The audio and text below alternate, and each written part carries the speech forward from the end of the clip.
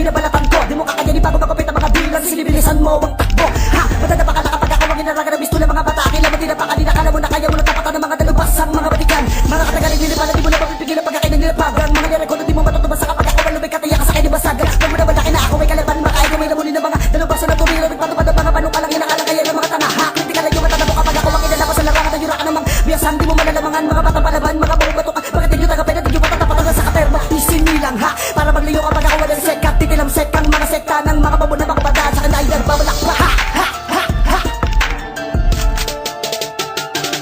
Dalawang bangka ng itilak na upang lumika ng mga indayog. Sabayan ng mga katagang may tinig na kumakalabog. Di na mapipigil, di na mausupil. Mga larko namin ang pinuga. Makinig ka sa dalawang makatang komplikado sang katerba. Dalawang batalang inakda upang lumikha ng mga indayog. Sabayan ng mga katagang may tinig na kumakalabog. Di na mapipigil, di na masusupil. Mga larko namin ang ibinuga. Makinig ka sa dalawang makatang komplikado sang katerba. Ito na ang panatang makinig ka mabuting alas ang pagdating sa bibitawang ka ng salita. Dahil baka maiwanan, di mo maintindihan ng mga barang inilapat na ako ang lumikha. Mga sekta ang pinakawala na nagbula sa aking isipan. Kaya simulan mo na magdasal kapag ako ang karak sa akin. Di ka magtatagal, kritikal, alagay mo kapag napinagpilit ako. Pasakin o masakin ang kanya na pagdasya. Kaya ikaw ang lumugar. Diba tatapakan iwanan, babato ka ng mga peke na makatalang pilit pa mag-iwan. Nabihin ng mga katunggali ng ako na ang bumigkas sa mga bako nilapatan. Di lang pinagsalit, di mo na magagabi. Masasabi ka na masalit, iwanan ka patay. Mabilis ang matagis na nagawa sa kanay. Sumabain naman ang mahuli ka sa kalubra. Parang inalayan sarili sa makatama kapangyarihan at ako. Ito sige mo kayo, huwag kang taka. At ba't ka natulala sa banat ko na malupeta sa inyo? Igigibet sa mga bobota pala sa puro aras na naman mga utak wala laman. Kaya nyo masabayan na pinagsama namin pwersa. Ganos na kadarman dudurog sa magbabalakin na.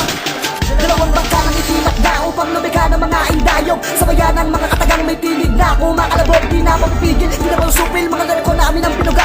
Makinig ka sa dalawang makatang komplikado sang katerba. Dalawang batalang inakda upang lumikha ng mga indayog. Sabayan ng mga katagang may tinig na kumakalabog. Di na mapipigil, di na masusupil. Mga larko namin ang ibinuga. Makinig ka sa dalawang makatang komplikado sang katerba.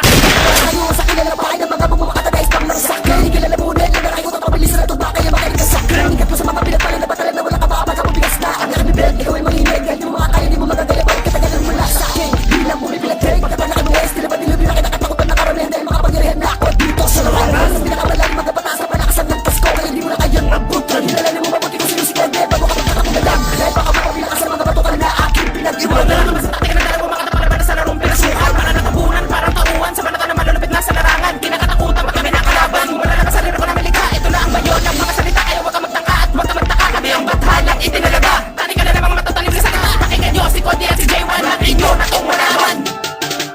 Dalawang bangka ng itilak na upang lumika ng mga indayog. Sabayan ng mga katagang may tinig na kumakalabog. Di na mapipigil, di na mausupil. Mga larko namin ang pinuga. Makinig ka sa dalawang